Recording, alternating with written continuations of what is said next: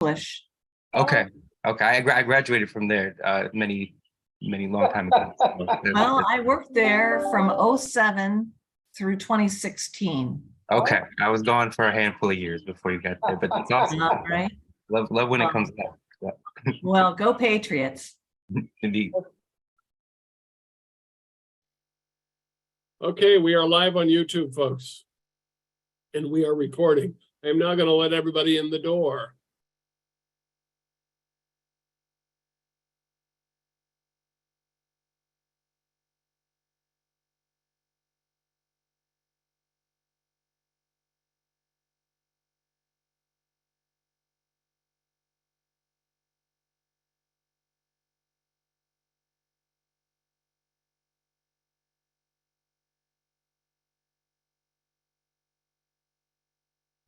Good evening, everyone. If you're just arriving, this is the Montgomery County Renters Alliance Renter Town Hall.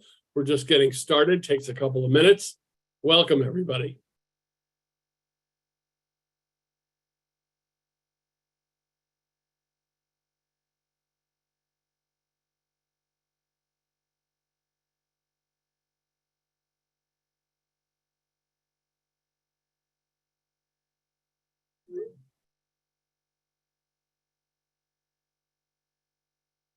If you're just joining us, this is the Renters Alliance Renter Town Hall.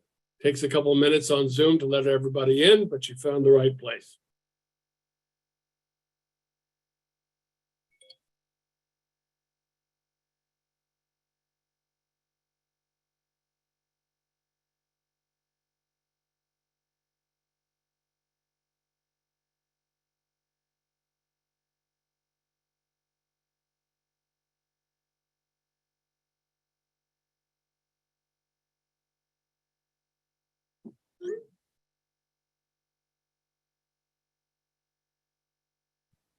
Good evening, everybody. We're just getting started.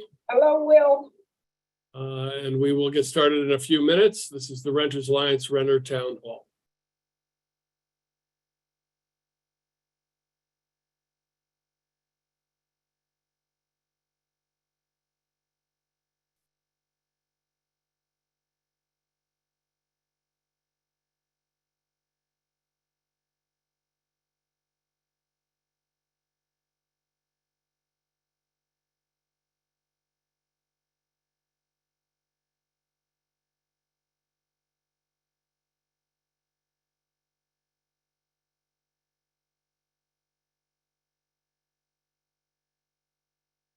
We like to wait till we hit a certain magic number, so we'll give it another minute or two.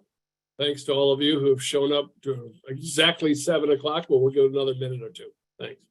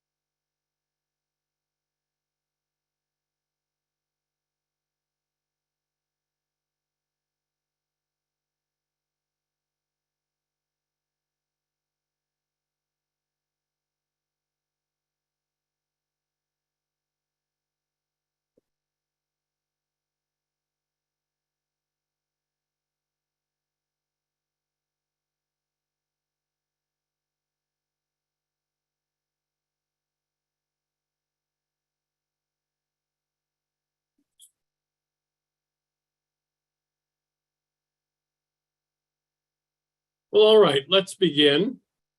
We're still waiting on the county executive, who is undoubtedly rushing to get here. My name is Matt Losak. I'm the co-founder and executive director of the Montgomery County Renters Alliance. A couple of operational details. This town hall is being recorded on YouTube and available simultaneously on YouTube. If you miss it, you can watch it again on YouTube. It'll be fascinating, so I'm sure you'll want to. If you have any questions or concerns, we will get to them, but please put all questions and concerns in the chat. The only ones who'll be allowed to speak will be those of us who are panelists. But we are interested in hearing from all of the attendees. We hope to get to as many, if not all, of the questions we can and the concerns in each section of the town hall. The first section, depending on the county executive's arrival, will be with the county executive, and then we will follow up with the leadership of the Montgomery County Education Association and one of our best teachers from our schools. But before that, let me quickly introduce the people on the panel right now. We have the Renters Alliance staff, which is Pat Beckham, David Mullins, Emily Towie, and Malek Demir. And of course, we have with us the chair of the board of directors for the Renters Alliance, William Roberts. So why don't we have some opening remarks? William, take it away. Well, thank you, Matt. And it's good to be with everyone tonight. Good evening to all of our participants, our guests from MCEA and our staff. Hello, Pat. For folks who were here early, you heard Pat say enthusiastic hello, and I did not want to be rude. I was getting my tech together. But hi, Pat, and hi, everyone. Good to see you all.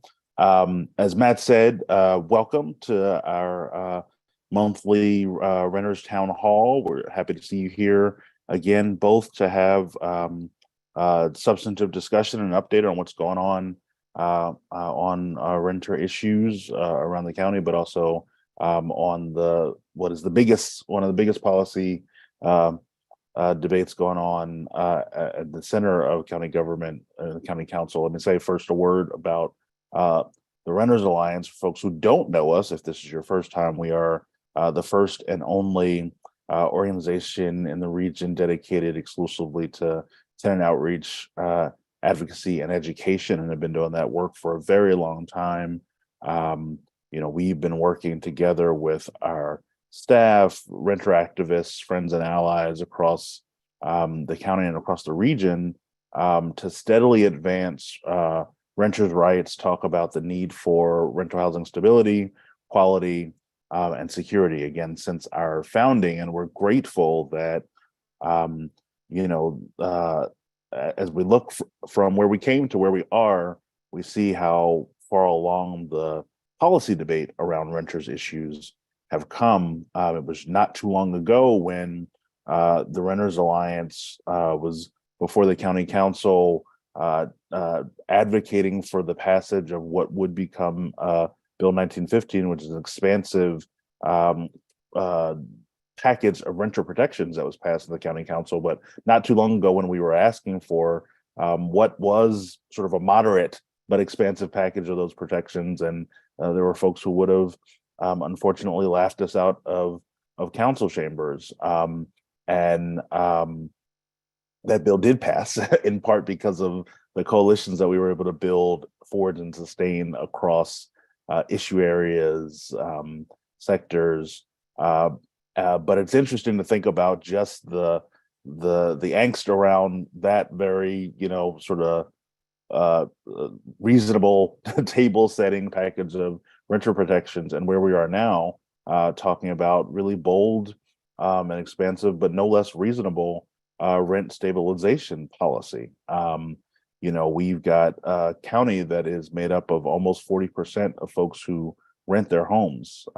And it is really, really important what we do around renter policy protections, things of that help to fund and keep rents affordable. And for a lot of people who are familiar with us, about the work that we were able to do through COVID, both in partnering with renters in need, but also pressing on policymakers to make sure that the available funds and policy and legal protections that were put in place for renters were maximally used. And so the COVID, crisis was not the days before the COVID crisis was not the high watermark either for renters, in that we had an affordability crisis before, we had other crunches before, and so we've seen those be exacerbated through their crisis. And so that's sort of part of the reason why we're here now, where we have two bills before the county council.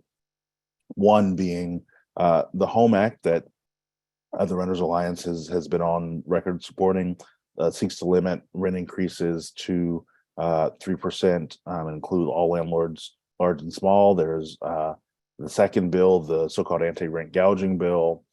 We sort of, the so-called part is because in its current form, at least, it would legitimize a double-digit rent increase of as high as about 12%, 13%. And we know that for most renters that we deal with on a day-to-day basis, whether it's folks who are coming to us just for information or folks we're doing casework with to help them stave off eviction, we know that an increase that's somewhere between 4 and 8% is enough to put them out of their homes, right? And so it's especially true for folks who are on fixed incomes, right? Our seniors and retired folks, persons living with disabilities and on other fixed incomes, working families, families with kids in our schools, right, Jennifer? And so we know that this is not sort of some side issue, right? This conversation about what happens with tenant protections in general, but with rent stabilization is not a side issue. It's a core issue to the way that almost 40% of our county, of our friends and neighbors, lives. And so that's why it's so critical. It's also why you've seen such a powerful coalition of folks from across the gamut come together to talk about these issues. I'm so happy to see our friends again from MCEA here, our educators, our teachers, who have underlined, both for students, for educators, for families, the need for housing stability and for community stability. And their voices have been really, really powerful and important in this conversation. So happy to have you all here. But the trade-offs that we're talking about, the choices that we are being asked to, or that we are asking our council to make, really are between sort of nothing, status quo, right? A bill at the high end that would legitimate rent gouging, which is something we can't do, and something that is reasonable, and that would stave off what we know to be essentially the forced migration of those groups that we've talked about, because these things are hitting folks who are already vulnerable, right? Folks disproportionately impacted by some of those housing stability challenges. And so what we don't want to do is exacerbate those divides that exist now, those stratifications along racial and economic lines. And so it's really important that we get this right and that we seize this opportunity to do this. And so we're happy to continue this dialogue tonight. I see our county executive has joined us. Good to see you, Mr. Elrich. We're happy to continue this dialogue, and I'm really gratified that the Renters Alliance has continued to play such a key part in how this conversation has played out. And so folks may recall, but in case you don't, we started opening up a front in this conversation at the beginning of this year, back in early March, where we held a public town hall with the county executive, with Council Member Will Jawando, who's the chief sponsor of the Home Act, with Professor Michael Badakin, who's an expert in housing policy, to talk about the ins and outs of the policy debate, not to have like an argument with talking points, but to really get into the details of what these bills mean, what they would mean practically for people, for how they live their lives, and what some of the trade-offs were, what the path was. We continued that here on our virtual forums, our town hall presentations, where we invited in and had in both Council Member Natalie Fanny Gonzalez and Council Vice President Andrew Friedson, who are the chief sponsors of the other bill, to again have, as to Matt's point about what you said at the beginning, Matt, if you weren't on that call, go back and check it out on YouTube, because I think it's a textbook example of the way that we should be having public debates about tough topics and really getting into the nitty gritty details of the policy, even when we did not come out agreeing on sort of where things were, but wanted to have a real public exposition of what these bills actually meant for real people. And so we are happy to continue that conversation today. We're looking forward to hearing from other voices as the dialogue continues. But to be clear, time is running out, right? Like, rents are continuing to skyrocket as we're having this debate. And so we're that crunch that is hitting those folks who have been at the margins and who are squeezed continually are going to continue to get squeezed. And so we've got to come out with a resolution, and it's the responsibility of the council and our government, our county government, to act. So Matt, I think I'm about to turn it over to the county executive and not to you, right, to give us a state of play on both his views on rent stabilization as a policy matter, but also to talk to us about what's going on with these two bills and the conversations that he has been involved in. I'm going to turn it over to our county executive, Mark Elrich, to kick us off. So, County Executive Elrich, thanks for joining us, and I'm going to turn the floor over to you, my friend. I'm going to just throw in one quick thing before Mark speaks. Sorry, Mark. I do want to say that Mr. Elrich, our county executive, has been involved in rent stabilization efforts for 40 years since he was on the council in Tacoma Park. He was one of the original allies with us in forming the tenants work group. They championed that and helped champion the formation of the Renters Alliance. So long history here and a great deal of expertise in housing. So we are very grateful to have you here, as Will said, Mr. County Executive. So thank you for the introduction. And I will, I'm going to try to just go through the questions and give you like little answers for the things that I can't answer. So, my history of rent stabilization goes back to doing tenant organizing at Tacoma Park after I moved there in 1981.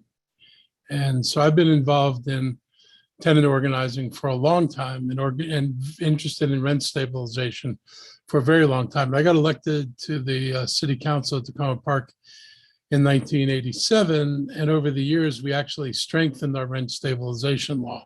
When I came in, our rent stabilization law had a rent cap similar to what the other bill is proposing. And so tenants were being hit with 10, 15% rent increases, which meant rent stabilization. It's a joke. There's nothing stable about a 10, 15% increase unless your wages are going up 10 or 15%, which of course has never been the situation for people in the lower and middle income categories. That's just not the way income works.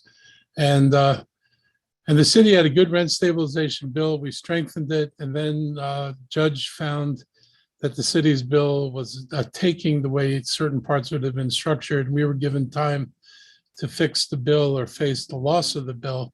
And so we made some critical changes that made it so that it didn't constitute a taking. Mostly would involve having a regular process for determining rent increases that were determined by a set of facts that would be treated the same for all landlords rather than having it at the will of a commission, which could very well and possibly did treat some people differently than others.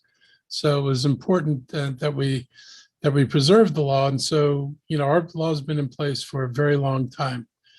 And we need rent stabilization because absent a law like this, rents are going to go up. And ironically, they may go up more for lower income folks than they do for higher income folks, because higher income folks have more options. So if you're the higher end of the spectrum, you have more housing to choose from. So if somebody makes an unreasonable demand on you, it's like, well, I can walk. I don't have to stay here. If you're in a lower income spectrum, there is an absolute shortage of housing for people in this category. There are 50,000 households earning less than $50,000, spending something on the order of 50 to 60% of their income on rent. And they're spending that much because there aren't other housing choices that are available in those price ranges. And they typically are living in housing that would be affordable to people making 70 or 80% of median income rather than 50% or less of median income. So for them, there's very little choice. And so a landlord's pretty free to do whatever they want to do with rents because where are their tenants going to go? No housing, no new housing, no MPDU housing is built for incomes like that. Our policy basically serves people between 60 and 70%. On rare occasion, we build units, and I'm talking about a few units. You can usually count them in maybe 5 or 10 units that fall under the MPDU category. So we're not building anything of consequence compared to the needs. So it's important to have it. And this population is particularly vulnerable to increases. And it's more than an issue of just the tenants. I mean, they're obviously working. And they comprise a large part of our workforce. And if they can't live here, it's going to be very hard to work here. A lot of these folks don't own cars. So the displacement of renters could also mean the displacement of workers and can make it even harder for local businesses to attract employees. So that's something that I think not everybody thinks about. And it kind of puts the interests of the business owners at odds with the interests of landlords, to be frank about it. And the interest of a business owner is to have a ready, enableable, accessible workforce. And the interest of a landlord is to extract as much money as they possibly can out of a tenant. Those two things may not work together so well. And it would not be good for Montgomery County to be unable to support its workforce here. Of course, the other side of it is, as much as affordable housing is in some part, a landlord issue and an owner issue, it's also a wage issue. Allowing companies to pay wages that are so low that a tenant can't get housing is a big part of the problem. I mean, it's very hard. I mean, I know enough about the cost of construction to know that it is extraordinarily difficult to provide housing for a family making $30,000, $40,000, $50,000 in a high rise that costs $600 or more a square foot to build. So wages are part of the problem. That's also why I champion raising the minimum wage, why it's attached to inflation. So this year our minimum wage will be $16.70. It helps, but it's not enough. So that's why I think rent stabilization is important. It also does a couple of other things, stabilizes neighborhoods. If you have rent stabilization, you have less mobility because tenants feel this is where they want to stay. That has a big impact on schools in return, because if families are moving every year or two, every time the rent goes up, then they're not attached to a school and the families aren't attached to a community. When mobility is reduced because people know they can make long-term plans to stay in a neighborhood, that means there's a greater chance they participate in schools, greater chance they participate in community organizations, and a greater chance that their kids have a stable group of friends who are around and that they can build lasting friendships for. So I could, argue this a couple of ways. I just spoke to one of the leaders of public health in the state of Maryland, and he said that, rent is a public health issue because poverty and the inability to have secure, safe housing affects people's mental and physical health. And this is real. So there are multiple reasons for people to care about this. Even if you think landlords ought to get more money, the price of their getting more money may well be community health and the ability to have a workforce here. So that's why we need it. And why we can't let the market doing it control rents, because the market has neither a soul nor a conscience. It's true. I mean, this is What are you trying to say, Mr. County Executive? this is an economic system. It has some strengths and it has some faults, but the biggest fault of this economic system, it has no human values other than greed and profit. That's the only thing that matters. What's your return on investment and what do you get? For anybody else, other economic systems have a different set of faults. Say the state tries to control everything. But the notion that whatever a person could get, they should get, regardless of the social consequences, tells you all you need to know about the problem that this system poses. And that's why you can't let the market do this. The market is like, I'm famous for a quote I made about Long Branch, But you think about the Long Branch community, and those people live in those apartments have lived in them since, the 50s. And you've seen different groups of immigrants move through those apartment complexes, and they're always some of the lower priced complexes in Montgomery County. If the developers are given the option to redevelopment, which is what Park and Planning once proposed, asking them, how much do you need to make in order to tear down these buildings? Not the kind of question the planning board should be asking people. That's kind of an amazing question. They would have led to the massive displacement. And then the planning board's response was, well, we'll have MPDUs, which tells you the planning board had no idea who lived in those apartments. These are not people making 60 and 70% of very median income. When this started, these are people who are making a minimum wage or less, particularly people who weren't legal immigrants in this country. So they were dealing with a population that never would have been housed in MPDUs and pretending they were going to address it by building MPDUs. So we've done some Mr. Elrich? terrible things. Yeah. Just to lest anybody think that what you're proposing is the elimination of profits, wouldn't you be, what is your feeling about the balance here of having a rent stabilization? Do you think, let me put it this way, do you think a rent stabilization program will eliminate profits for No. reasonable and responsible landlords? It won't eliminate profits or irresponsible landlords either. I mean, a good rent stabilization program, first by law, it can't be a taking. And if you make it impossible for a person to make money, it's a taking. So the law has to allow it. There's no legal definition of fair rate of return. That's going to be up to a judge. But you can be pretty sure that it's not going to be on the side of what some of us think is a fair rate of return. You have to allow a landlord to make a profit. And so a rent stabilization law needs to allow a landlord to recover the cost increases they're dealing with, or if they're making amortized improvements, to cover the cost of the improvements they're making in the building. And I'm a big believer the law has to do those things. And I have never said that I was, that I would support making a law that made landlords not make money. So that's not the intention. What I think is fair is a law that tracks with inflation, and why inflation is an important break point. I'm going to give you, hopefully I do numbers. If Debbie were on the call, she'd scream at me, but she's someplace else now. But I hope you guys, I'll do a real simple equation for you. Imagine that a landlord's costs were 60% of the rent, which is typical in the industry, somewhere between 58, 61, 62. 60 would be considered reasonable costs of rent. And suppose the rent was $100. So landlord has a $40 margin in there.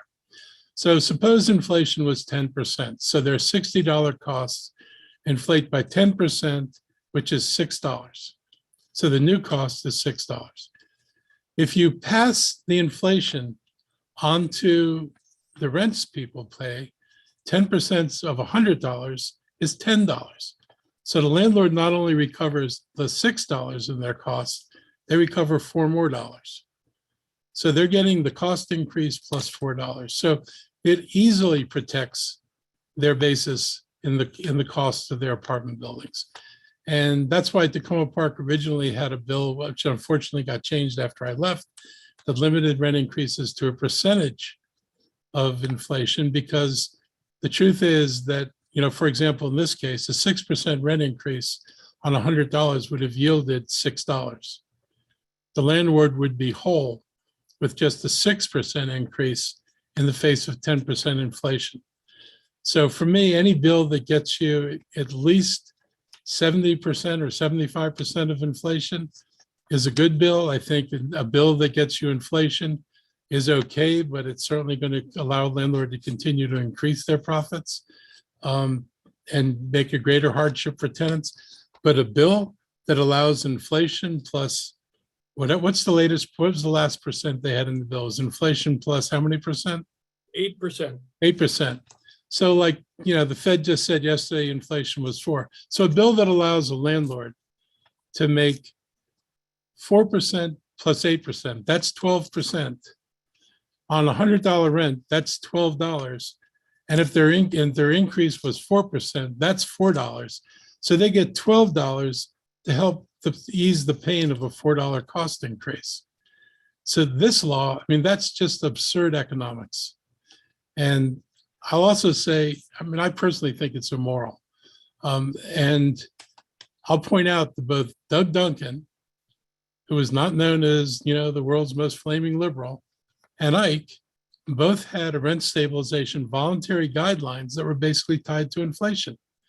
And everybody thought that was reasonable.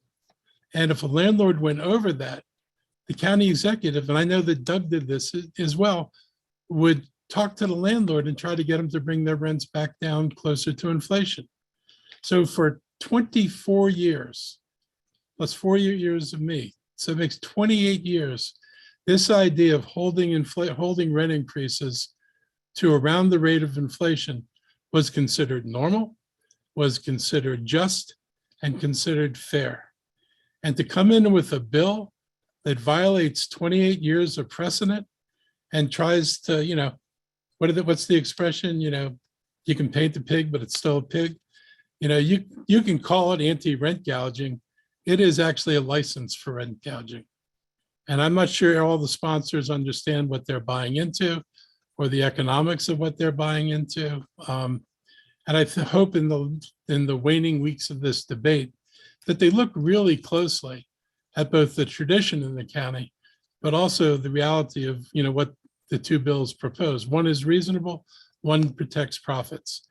The Home Act, which is what I support, if a rent increase is, if inflation exceeds whatever percent they set as a baseline, and that's up for debate right now, but whatever the up to number is, and I mean, when I say up to, it's either going to be up to 3% as they proposed or up to say 5% or 6%.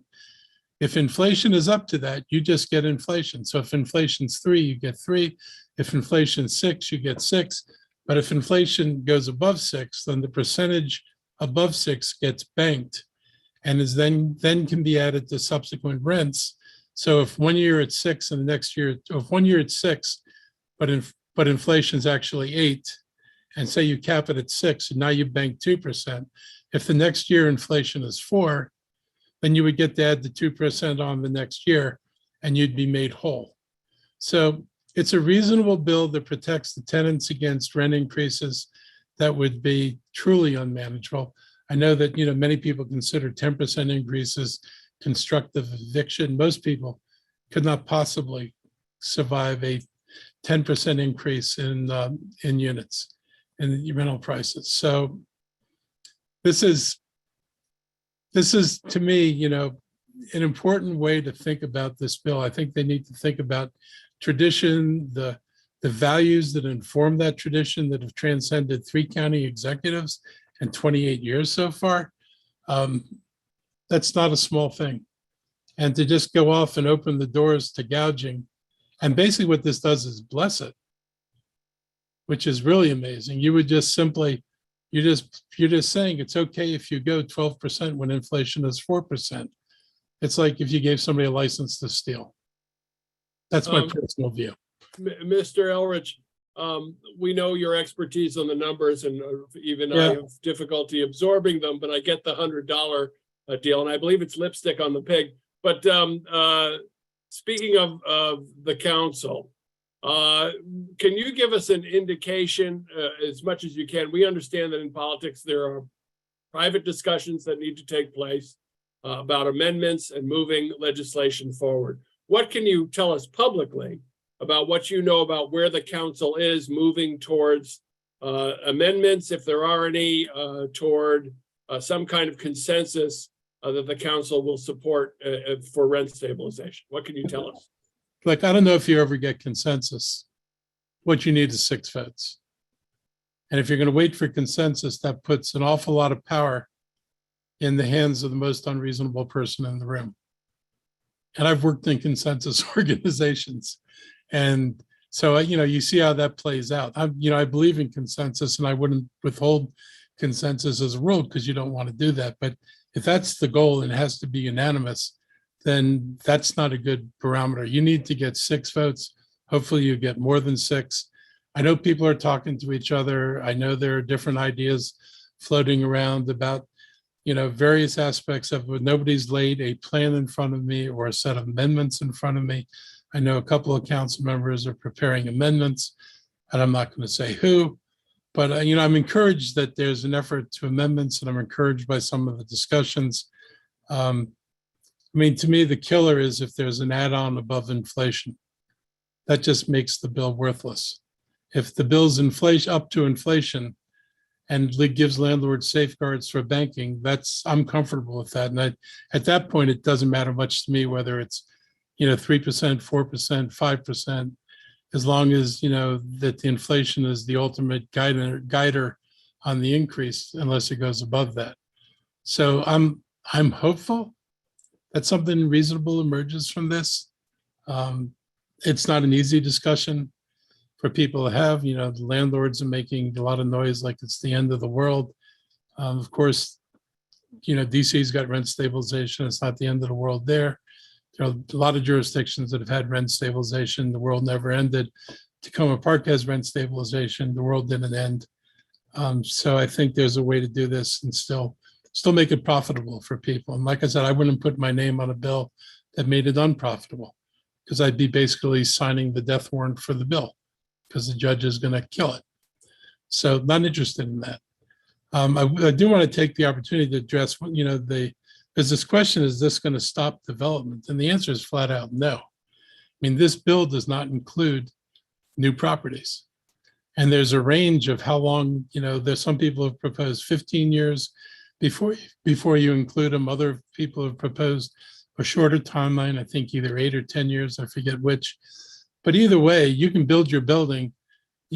Rent stabilization, by the way, also doesn't set rents. It's not a bill that says a one bedroom is going to be, $1,200 and a two bedroom is going to be $1,400.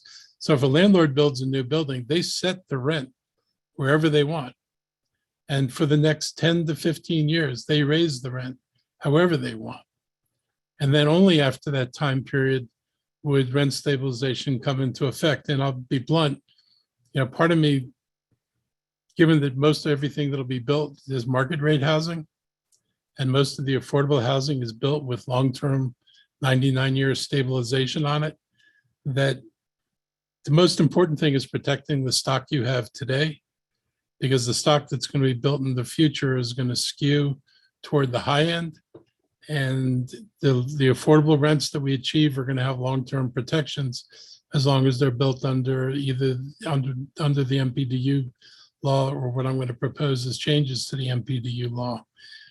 It'll still have those kind of caps on it. So I'm kind of agnostic on the number of years that before an owner comes under it, but in no way, shape, or form is an owner going to come under rent control when they open their building, or the next year, maybe 15 years. So I wouldn't sweat it. I don't think any owner is going to sweat it.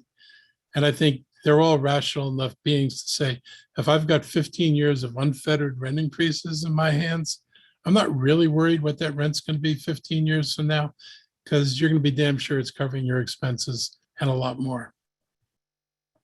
I think it's also worth noting, as you've often said, Mr. Elrich, that when you look at New York City or San Francisco or Washington, D.C., these are known to be the highest development areas in the nation and the most profitable renter stocks in the nation. And they have the most regulated and protected renter populations with rent stabilization, just cause eviction, and very aggressive housing code enforcement, even though they will all argue that it's not enough. And we kept telling them, we're looking forward to your problem. Yeah, that's another thing that amazes me. There's one of the problems affecting the market right now is the fact that developers dictate their rate of return. And in hotter markets, and given what's happened in the world right now, the rates of return people are asking for are extraordinary. I talked to somebody the other day who was approached by an investor. When they asked them what rate of return the investor wanted, they said 18%. That'd be like you and me taking our money out of our bank and saying, go into another bank and say, I'll put my money in here, but I want 18% rate of return. This is one of those amazing industries when the people with money get to decide how much money they're going to make. The rest of us, I guarantee you, there's nobody on this phone call, unless you're a private business owner, and even then you'd struggle to do this. Get to decide how much money you're going to make. You go work for somebody else who decides what your wages are. You don't make demands and insist on a certain rate of return. And so I wish there were a way to get people to be responsible about the rate of returns they ask for and think about somebody other than themselves when they're setting their rates of return. I'm sure it's great for them and their investors. It's not so good if you're not an investor. And if you know anything about the world of investment, a lot of this investment requires you to be a qualified investor, and there are damn few people in the county who have enough wealth to qualify as qualified investors for some of these deals. So I'm comfortable that it's not going to stop anybody from building anything. They're going to do just fine. We are seeing at the Renters Alliance, and my staff here are seeing on a daily basis desperate complaints from tenants coming in who are not seeing 5% and 8% rent increases, but are seeing 12, 15, 20, 50, and even one recently coming in at a 125% rent increase. These are people who are not going to be able to stay in their homes now, much less if they were to sign a multiple year lease. So one of the questions that we have that is burning on everybody's mind is, how long can we go on? We know politics is frustrating. We know the wheels of justice turn slowly, but we've been at this a long time. The Renters Alliance has been at it since we were founded, as you have, but even before we were created. But this particular process has been going on for about a year since you originally proposed an extension of the emergency rent stabilization bill that got scuttled by the council. But because of COVID and because of the stark reality of the pre-existing condition of housing affordability that got worse during COVID and continues to this day, we are seeing a spike in evictions. We have the highest eviction filing rate in the nation in Maryland. And people are wondering, how long is this going to take? A lot of people can't wait. Look, I think they ought to resolve it in the next 4 weeks and get the bill passed and have it take effect. If they did it as emergency legislation, I would sign it the day they send it over to me. If they would, however they send it over to me, I'll sign it, provided the bill actually is a rent stabilization bill, not a gouging bill. I mean, this is one of the things I'm wrestling with is, if it comes over as basically allowing landlords to gouge people, it's going to be hard for me to sign. I'd rather at least have some moral authority left than not only, have numbers that don't make any sense, but also lose any sense of morality in terms of being able to go to somebody and say, anything above inflation is unreasonable. And everybody talks about raising their prices to match inflation and, raising wages. And this is the only place where people are saying, no, I'm entitled not only to matching inflation, I'm entitled to more than that if I can get it. And that's because housing is not a right, it's a commodity. If we're a right, you wouldn't be able to do that. There was a time in this country where they sort of kind of understood that the housing was kind of a balance between a utility and a commodity. And then we lost that. And we got it back to, it's just a commodity, whatever the market will bear, with a complete disregard for its impacts on community safety, health, welfare, prosperity, and so on. Will Roberts, is there anything else that we'd like to ask of the county executive or anybody, staff, or from MCEA before we get to you all? Yeah, I mean, so county executive addressed a couple of the points that we definitely wanted to underline, particularly about the the notion of how the reasonableness quotient, right? Talking about the fact that we know that most landlords for most landlords, when they raise rents, they are within those voluntary rent guidelines essentially. And so that, lends a lot of credence to the arguments of the folks who are pushing the anti-rent gouging bill, who say, well, this is a ceiling, and this is really about just the landlords who are living in this unreasonable space of, something that's above, 15%, 10%, etc. To which reasonable people say, well, if most people are living in that 3% range, what is the big deal? Why is the sky going to fall if that becomes the law, versus having a ceiling that would create gouging, under the I think false impression that once we give people the green light to be able to once we give landlords the green light to be able to do that double-digit rent increase, that they just wouldn't do it because they haven't been doing it. That seems to not make sense to me if we make it the law that they're allowed to do it. And so, I think that most reasonable people, as they sort of unpack the conversation here in between, fully understand that if you green light what is effectively a rent gouge, and there's nothing holding, no economic or legal strictures holding landlords back from doing that will happen. And I don't want vulnerable renters to be on the wrong side of that experiment, as I know none of us do. But that's a good point. I mean, basically, it's a license to take what you want, and the county loses all moral authority. If this passed and a landlord raised rents, 15%, and I went to him, well, this year it'd be 12%. And I went to him and I said, look, this is really wrong. They would just say, well, the law says I can go up here. Mhm. And like I said, since the system has neither morality nor, conscience, it's kind of hard to argue against a system that doesn't have those qualities. Yeah.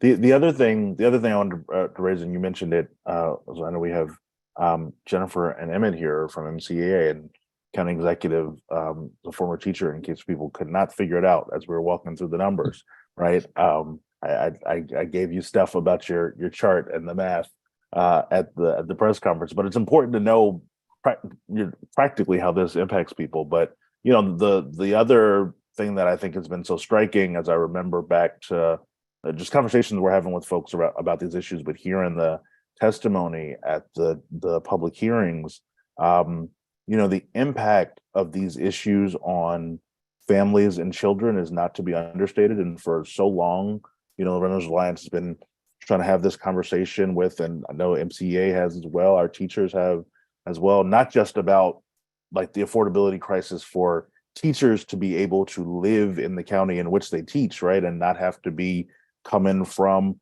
Washington County and driving over the bridge to come here every day. So there's that affordability crunch and crisis for the folks we are asking to train up our future, but saying you can't afford to live here, that's your problem. But the other, part of that is the impact on the kids in our schools, right? Who, having to move constantly, that disruption in the home, that disruption of parents being concerned about not being able to make ends meet anyway, and then having to figure out if we're going to have to shift and move in the middle of a school year, is just, incredibly, that incredible uncertainty is like not something that we can morally inject, I think, into communities. It would be incredibly irresponsible to do. And so that's why I think it's an imperative from a moral standpoint, but also a policy standpoint, right? That we get this right to sort of put some solid ground under kids and families and our educators. I want to point out something that, again, keeps coming up no matter how many times the county executive says it, no matter how many times we say it, that somehow if we stabilize Montgomery County, and that would mean Prince George's and Washington, D.C. and Montgomery County, that it's going to force all the developers to move to Virginia or West Virginia or Ohio or someplace far away. And I think the county executive can underscore this, but there is money to be made in Montgomery County. And they will continue to make oodles of money in Montgomery County. We're just talking about it not being an obscene level of profits in Montgomery County, but there's always money to be made. County executive, is that true? Yeah, they're going to make money when you understand what their rates of return are. They're going to make money no matter what. Nobody's going to propose a bill that makes it impossible. Inflation certainly covers their cost increases. They've got the ability for an additional increase. If for some reason their costs increase faster than inflation, they can get an increase for that as well, but you have to document it. I remember somebody saying, well, I'm gonna have to show you paperwork. I said, same paperwork you show the IRS. Because I believe you have to show your P&L or you demonstrate your profits and losses when you go to the IRS. So you can share that same information with the rents analyst. And that's the other thing I want to point out. This process is not going to be politicized. The whole goal of the rents analyst is to have a professional like the city of Tacoma Park does, who has guidelines given by the city and then applies that to the information and documents provided by the landlord. And if the landlord can demonstrate that their increases exceed inflation, then they get the higher increases. They're not subject to any political interference. I can't politically interfere and say, I don't like this. Nobody can. When I was on the council in Tacoma Park, I saw rent increases come through for buildings that needed repairs that were on the order of 17% or more. And I had nothing to say about it. I could not say anything. I could not change it.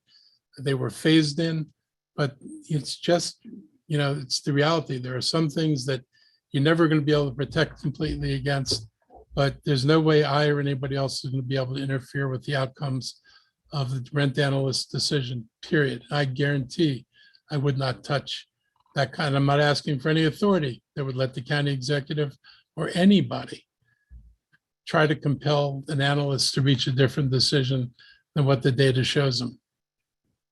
Yeah, I don't think we have to worry about increasing any more paranoia about institutional biases in politics and in our institutions. This is a very much a mathematical public policy program that's in place in a lot of places. Again, nobody's interested in eliminating landlord profits or developer profits, but we do think that housing is a right, and that the lack of stable, affordable, quality housing has costs for all of us, financial and social. And so unlike fancy shoes and cigarettes and beer and pocketbooks, this is not the same thing. There is a balance in terms of society's need to have this, with a landlord's right to make a fair rate of return and keep up with legitimate expenses. So that is the Renters Alliance position. It sounds like it's the county executive's position. And we are really eager to see some kind of policy passed here that does that job. Mr. County Executive, is there anything else you'd like to offer? Just, thank you all for sticking at this. You've been at this a while. We go back to, there was an original study done on renters that had no renters on the committee. And they were looking at rental housing, and I thought that was odd, and you thought that was odd. And I asked the county executive then to create another committee that actually had tenants on it, and he agreed to do that. And we were able to get some changes to county law, not rent stabilization, not a couple of other things, but some things that protect the tenants. And we're just going to continue to work to make sure that people are protected and have the opportunity to live and stay in Montgomery County. And, this goes back to the gentrification where this hits worse. One of the other things I said during the debates on Long Branch was, wouldn't it be nice if we let the people who lived here when this wasn't the nicest place live here after we fix it up? And I stand by that. We ought to make it possible so that when we revitalize an area and the area starts to show signs of life that everybody wants, that the folks who live there, when it wasn't considered the desirable place, have the opportunity to stay there when it becomes desirable, and the landlords aren't simply able to decide, now I can get more from my property because the neighborhood's changed and I'm going to jack the rents up and displace these people. That happens. We know that happens, and it's not right. Thank you, County Executive Mark Elrich. We are now going to move on to our other panelists. We have with us, we thought it's important to have all of our workers represented in these conversations. We've had conversations with MacGeo, that's the County Employees Union. We've had conversations with the Service Employees International Union. We've had conversations with every union that really has workers who live in rental housing. What do you know? That's just about every union that there is. But we also think it's important to talk especially to those who represent our teachers and educators. What impact could be more important than the families and the children who live in Montgomery County and how housing impacts them? So with us tonight is the president of the Montgomery County Education Association, Jennifer Martin, herself a expert teacher and leader in the union world. And Jennifer will give us some more of her own bio when she comes on. And Emmett Tesler, a teacher herself, a master teacher, teaching in one of our elementary schools. And she will also tell us about herself when she comes on. So it's our privilege to welcome the Montgomery County Education Association, Jennifer Martin, their president, and Emmett Tesler. Welcome. Can I say quickly, I have to leave. I have to get on another Zoom call. So thank you for giving me some moments tonight. Sorry about the numbers. I kept them as few as possible.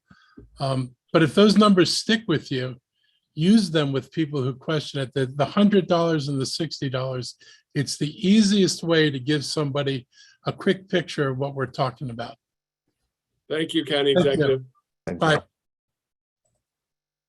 Well, I want to thank you, Matt, for giving MCEA this opportunity tonight. It was wonderful to hear from the county executive who has been such a champion of rent stabilization and renters' rights in Montgomery County for many decades. Very fortunate that we have his leadership here in Montgomery County. And I'm so pleased to be here tonight with Emmett Tesler. Emmett has been just a stalwart in our union's efforts, not only to improve the working conditions for our members, for the educators of Montgomery County, but to improve students' learning conditions. We recognize that we are the ones who oftentimes are the most powerful voices in speaking up for our students. We see their needs on a daily basis. We get to know their families and see what their lives are like, both the gifts that they bring to our county and the needs that they present. And I think, that's something we tend to forget about. We think of people who are looking for rent stabilization as only having needs. These are folks who are assets to our community. They are doing important work in the county. They are essential members of our county, and they deserve respect and support so that they can live here comfortably and in a healthy and safe environment. I think that earlier points that William made about creating the opportunities for, and maybe Matt, you were talking about this as well, how having stability, housing stability leads to better outcomes in health, in mental health, in socialization. And of course, we in the schools think about this in terms of academic achievement for our students. So, well, a little bit about me. I am pretty much a lifelong county resident. I spent a little bit of time, a few years living in Boston, working after college, but I have pretty much spent my whole life here in Montgomery County. I am a Blair graduate. I went all the way through the public schools, sent my children all the way through the public schools here. And now I have a grandson I'm looking forward to sending to the public schools as well. And he already is benefiting from one of the infants and toddler specialists' support here as he, needs some help with his development as a preschooler. He's 2.5 years old. So I am deeply invested in Montgomery County, and I'm deeply grateful for all that Montgomery County is and all that we do for our students and families here. But that is not to say that there isn't more to do. And rent stabilization and housing security is a major issue that needs to be addressed. As I say, the folks who need this kind of help are people who contribute tremendously to our community. They are workers, they are raising families, they are building the fabric of community, and they deserve to have support to do so.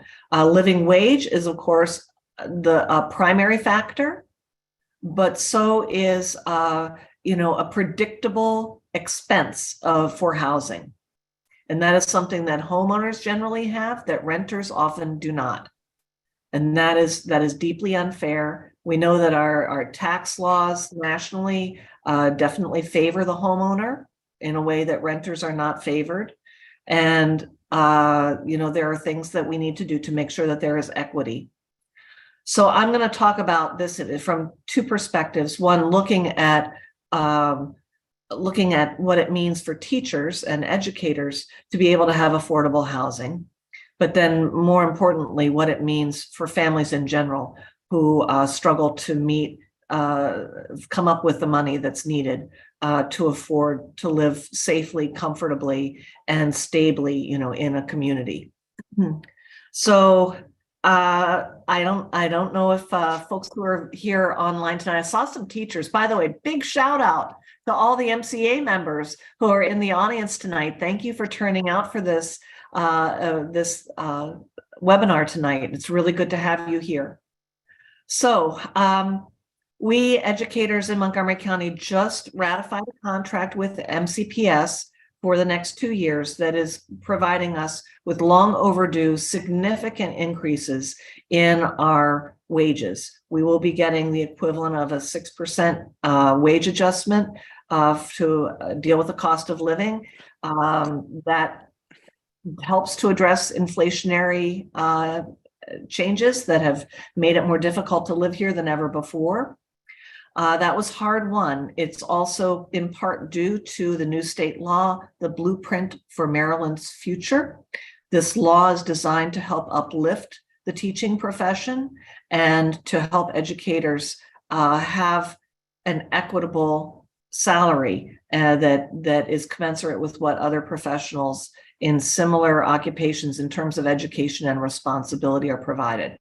So with those two changes, the need to keep educators because inflation has been high, and we have been underfunding for many years teacher salaries to the point where in real dollars we've been making less than we were 20 years ago when you adjust for inflation. The new law trying to uplift the profession. We finally are at $60,000 a year for a starting salary for an educator in Montgomery County. Now, $60,000 here still puts a person well below the median for what renters make. The median annual wage for a renter is over 72. I think it's 72,000. So you can see that an early career educator in Montgomery County is going to struggle to find affordable housing. We have folks who can't move out of their parents' house. If they grew up here, they're living in the basement. We have folks who are tumbling, extra people into an apartment and bunking together in order to be able to afford the rents. And we have folks who are commuting tremendous distances all the way up as far as West Virginia and Pennsylvania in order to find a place to live that they can afford. So, of course, those kinds of things add negative externalities, cause problems for the community in terms of the greenhouse gases, the crowding issues lead to, again, less stability. And when we're far away, a teacher can't be part of the community where they're working. And so much of what a teacher does that matters is about building relationships.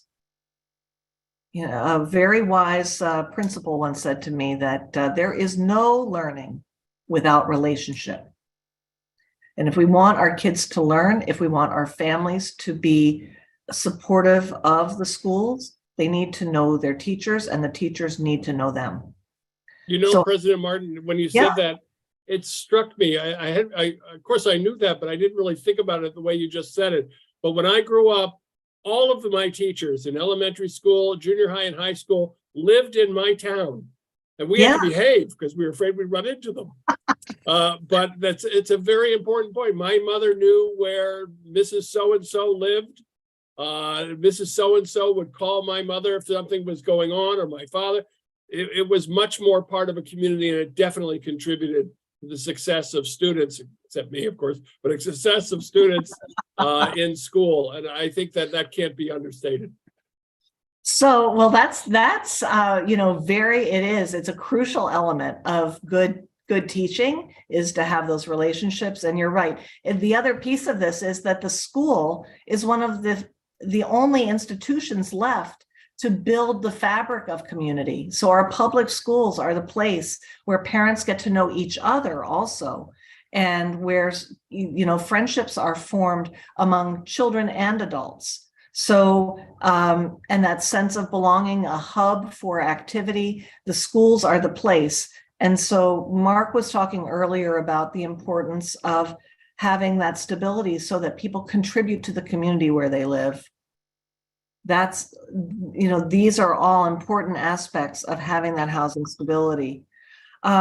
So I'm going to tell you just a couple stories, and I'll turn things over to Emmett because he's really got, the firsthand experience of what it's like to try to find affordable housing as an educator. But I want to tell you about a couple of students that I've had the pleasure of knowing and the heartache of trying to help. So I've taught at a number of schools across the county, and I've taught in some areas of privilege, and I've taught in some areas where there is more hardship and the kids come with greater needs from home. Even in our affluent schools, affluent school districts, there are kids who are struggling. It came to my attention a few years ago that I had a student in high school who was missing a lot of class, really smart kid, but I just wasn't seeing a lot of him. And had a heart-to-heart with him about, where things were going if he wasn't showing up more. Well, come to find out, I asked, is there something going on? Well, it turned out that he and his mom and his little brother were sleeping on benches at the tennis court because they had no stable housing. They'd exhausted, the resources that they had, and had run out of people who were willing to put them up, and they were out. So, and then the struggle to get those folks placed, quickly and safely, that was a huge challenge. And that affected, of course, that student's experience of school was so disrupted. And, at a very crucial time. He was in high school and looking for what his future was going to hold. Well, he's already at a disadvantage because he's not able to have a stable academic experience. Another student that I had, I've had, many in some of my schools where kids are coming from lower income households. Couch surfing across school districts so that, there was no stability for him to be with us for very long, because then he's getting bounced over into Prince George's County and then bounced up to Howard and then back to Montgomery. So, I had many students where my roster would change throughout the course of the semester as kids are bouncing into different living situations throughout the course of the school year, again, completely disrupting their education and fracturing their ability to make friends. It's a very lonely experience for a child in those circumstances.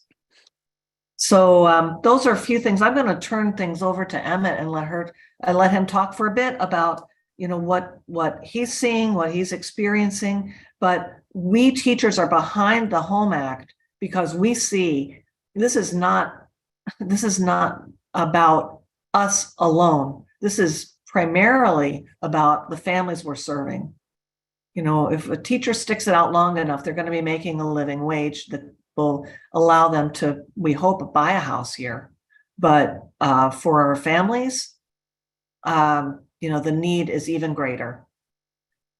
Before Emmett jumps in, let me just say, I remember in first grade, my first grade teacher, may she rest in peace, Mrs. Heinzman, She had 3/4 of the way through the school year, she had an accident and had to leave for a month. And we had a substitute teacher and first grade. And I remember how brokenhearted we were and destabilized as a class just to lose our teacher for a month. When we have students in some of these schools who have a 30% mobility rate, moving from school to school. So my little experience, as painful as that was for a first grader, I can only imagine, we should all imagine what this is like and how disruptive it is for children who are this unstable. Emmett, please. Yeah, of course. Thank you. Got a little bit of background about me. I'm a third-year educator here in the county. I've spent all of my years working at Roscoe Nix Elementary School, a Title I school in Silver Springs. For those unfamiliar, Title I schools, receive some extra funds and whatnot. At Roscoe Nix, 96% of my students are minority students. 50% of them identify as Latino, Latina, Hispanic. 40% of my students are English language learners, and 80% receive free and reduced lunch. Our school, to help accommodate and support our community around it, is open for 11 months of the year. So our students school year begins after the 4th of July. We work through summer, we get a little break, and we join up with the rest of the county. So in total, the students I'm working with are in school 210 days as opposed to 180. And I know, at least in my experience, I have so many stories, unfortunately, just like Ms. Martin, as young as first grade, our students are recognizing and are dealing with the anxiety, the nervousness, the fear about possibly trying to figure out what their families are saying about where they will live, which is really disheartening. And, even from my own experience as a young renter trying to navigate through Montgomery County, at the beginning of my teaching career, I was only making slightly above the average educator across the county of $52,000. When I was looking to try to find a place to rent on my own, even at the most bare minimum for a space of my own, the rent would have been $1,700 odd. That was 68% of my take-home income I was putting into rent for several years, and it ended up having to dip into my savings just to stay within the county to try to be close to the kids I work with.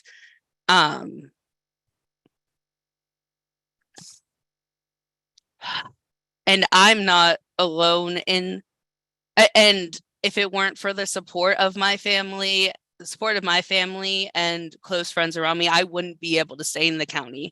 I would have been forced out. And at least half of my coworkers and colleagues in my building have been forced out. They have 45-minute, hour-and-a-half commutes. They take daily, which is exhausting. Which not only impacts their ability to work with the students we love and care for so much, it impacts their mental health. The stress and the burden of working and helping and teaching and raise the future of Montgomery County, in addition to the stress and anxiety and about being able to pay for the rents to pay rent and to pay rent is astronomical too. And let me just say, on behalf of the Renters Alliance, and by the way, we're not just us, we represent nearly 40% of Montgomery County residents who rent their homes, that we are very supportive of you, of all of the teachers. We appreciate what you do. We, of course, as some of us are union members, so we are especially appreciative of the union representation that you have. But for all teachers and all educators and everybody who's working for Montgomery County Public Schools, we have a deep appreciation for what you do, which is why we find housing stability so important as a public policy issue. President Martin, can you give us what is the formal position of MCEA with regard to the bills before the council? Well, as I mentioned before, we are strongly in support of the Home Act. We have spoken in favor of it at County Council. I believe Emmett has offered his testimony. I've offered my testimony to the County Council. We have been, we've had folks turn out with signs and rally in support of the Home Act, because we see that the alternative measure that's been proposed by the councils, by certain council members, is really no measure at all. It is no help at all. I think that Mark Elrich put it pretty succinctly to say, it's worse than nothing. What was interesting to me, Matt, is that when we were there to testify, and Emmett, I believe you were there the same night I was, if I'm not mistaken. When we both spoke, there were also landlords who spoke in favor of the Home Act, because what's a benefit to a landlord is having a good relationship with your tenant. To have somebody who treats your property as their home, and where you treat them with respect, they respect you, and you have it makes your job easier. If that's your moneymaker is managing a property, owning a property, you want to have people who care about the place as much as you do. And there's data, Ms. Martin, there's data that supports that too. When you have tenant turnover rates is 10% lower from the years 1985 to 1990 in cities where rents are stabilized and regulated, like is as proposed in the Home Act. So it's not just the interpersonal relationship, but there's hard data support that we need action like this. I think you raised an interesting point, Jennifer, President Martin. The Renaissance Alliance, despite what some landlords and developers might say about us, we understand the majority of, maybe perhaps the majority, but certainly a large number of landlords are responsible landlords. They don't raise their rents excessively. And some of them will say, they might have opposed the law, but we never quite understood. We say, well, if you're not raising your rents excessively, then this law is not really going to hurt you anyway, because your rents are going to be within the ballpark of what's going on. You're still going to make a profit, which the Renaissance Alliance supports. So does the county executive, as he said earlier, and you will be allowed to keep up with reasonable, legitimately related overhead expenses. So that's something. What we are seeing a phenomenon, unfortunately, aside from a real spike in some greed, as the county executive said, but we're also seeing a lot of outside corporate activity taking over the landlord industry, which is strictly based on the numbers without any community relationship or responsibility other than to the market. And we have to start looking at that phenomenon as well. And the only thing that stands between market greed and public policy that keeps everybody stable, healthy, and prosperous is public policy and the law. Emmett, do you have any in a school that is highly subsidized because of low-income families? Are you seeing any of your students have to move? Are you seeing the instability? Yeah, I see it constantly. Every week I have one or two students who come up to me and say, I think I'm going to be moving. And I see one student in particular came up, tears in their eyes, so anxious and nervous. We had to spend a whole week, me, other educators, our school counselor, working to try to support the 6-year-old through this drastic change in their whole world. And even not just, and the students don't just notice when their families move, they notice when their educators leave too. The number of my students go, where's my kindergarten teacher from last year? Where's, Mr. So-and-so? Where's Miss So-and-so? I have to say that, they've moved to another school, and they moved to another school because they can't afford to live here. And they can't afford to commute 45 minutes to an hour either. So I see it firsthand. Yeah. Go ahead, William. No, I mean, first, thank you both. It's hugely impactful, and I think it's one of the key reasons. Just to put it bluntly, I think it's one of the reasons we're going to win, because bringing together powerful voices of teachers and students and families, along with everyone else in the coalition to talk about why this matters again.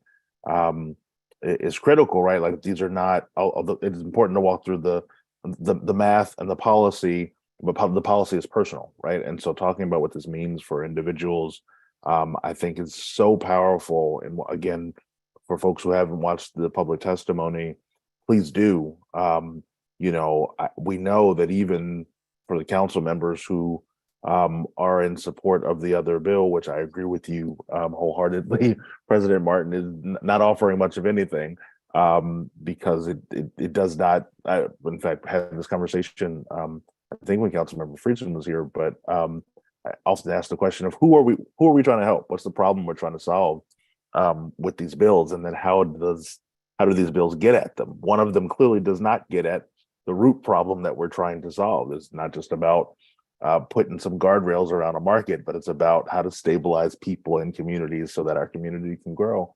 And we had interesting back and forth, Councilmember Friedman on that. But I just think it's really powerful, and as someone who is sort of at the beginning, actually at the beginning of the MCPS pipeline. So I've got a daughter who'll be 5 on Monday, and we are going through the process of becoming part of the Wilson Wims family up here in Clarksburg, and just so we're super excited and love MCPS. Go MCPS. Love our teachers.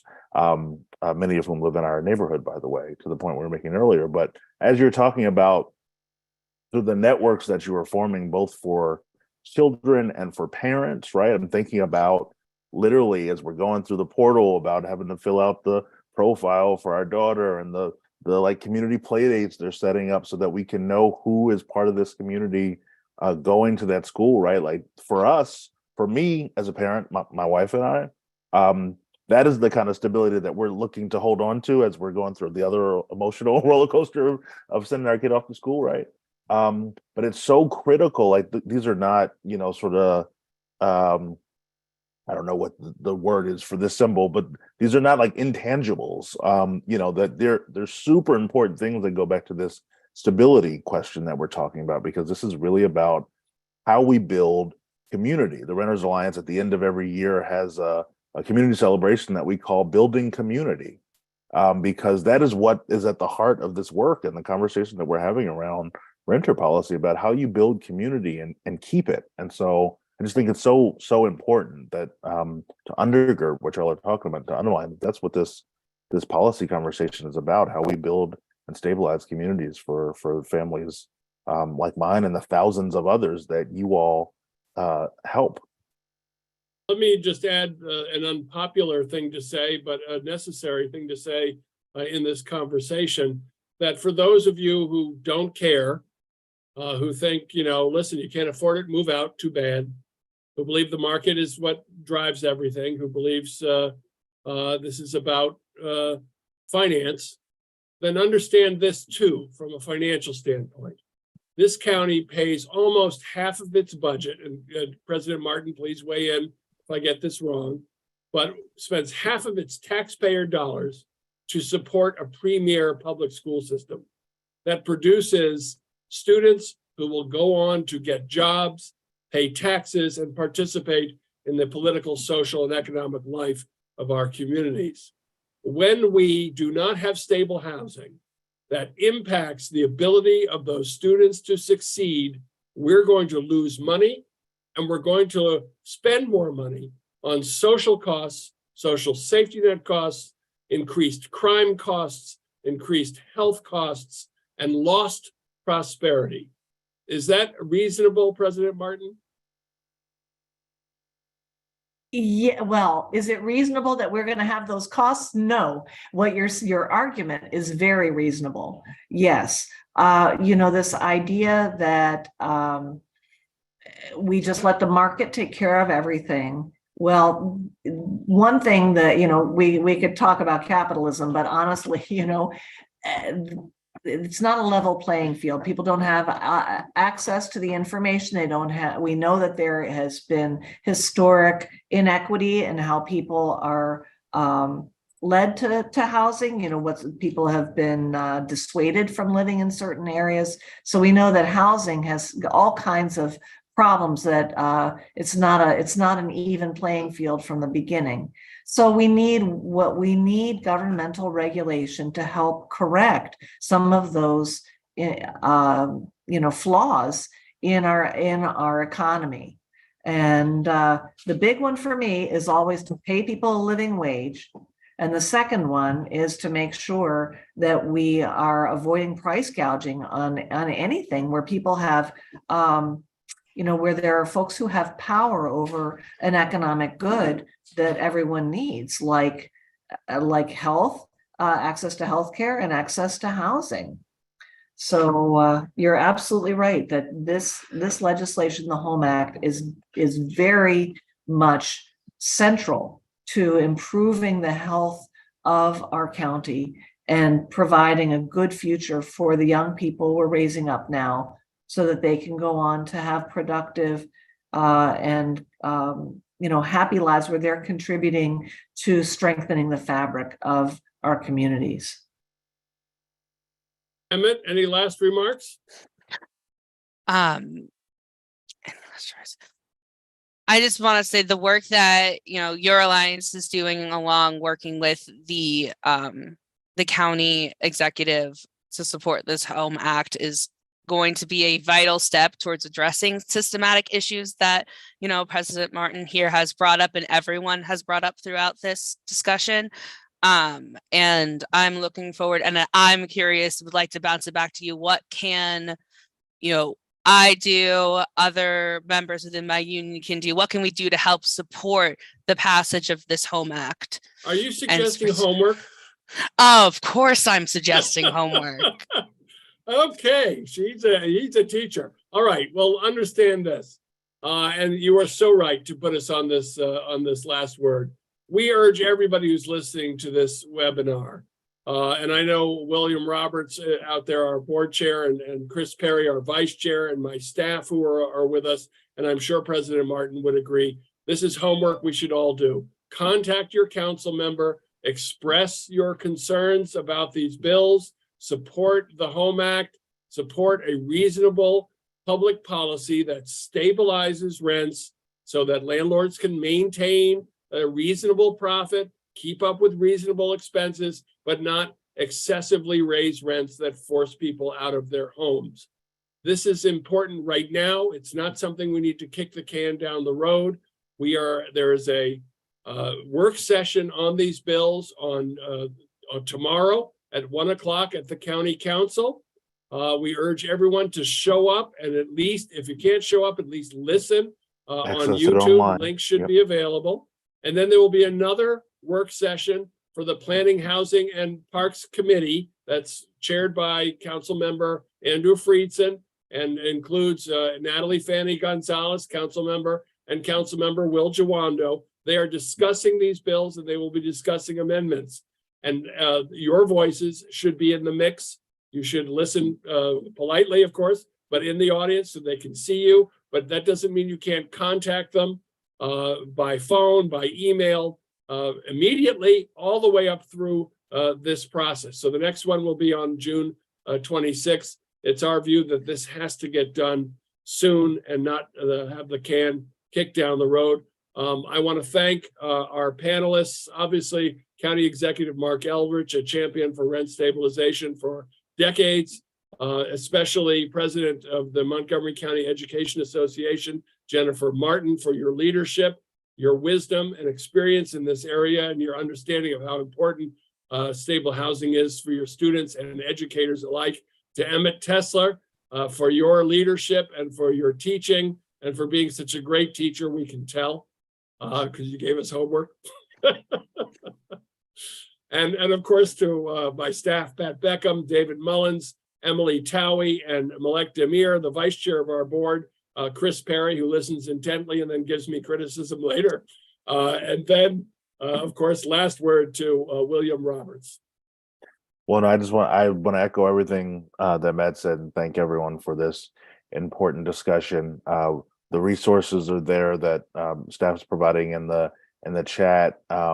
You can, as Matt said, find this. I was about to say this broadcast. You can find this on YouTube, and so if there's someone that you know needs to know this information and you don't think they were here, find it and send them the link. You can check us out at rentersalliance.org for any information about the goings on the conversation around stabilization. But also, if you need help yourself, if you're dealing with a situation where you need access to information and resources, etc., about your own housing situation, please do reach out to us, folks here on staff. I thank everyone again for this fantastic conversation, and know that we're gonna act on Emmett's homework and get this done, because the time is now to do it. So really appreciate everyone. Thank you so much, and have a great night. Be safe, everyone. Thank you. And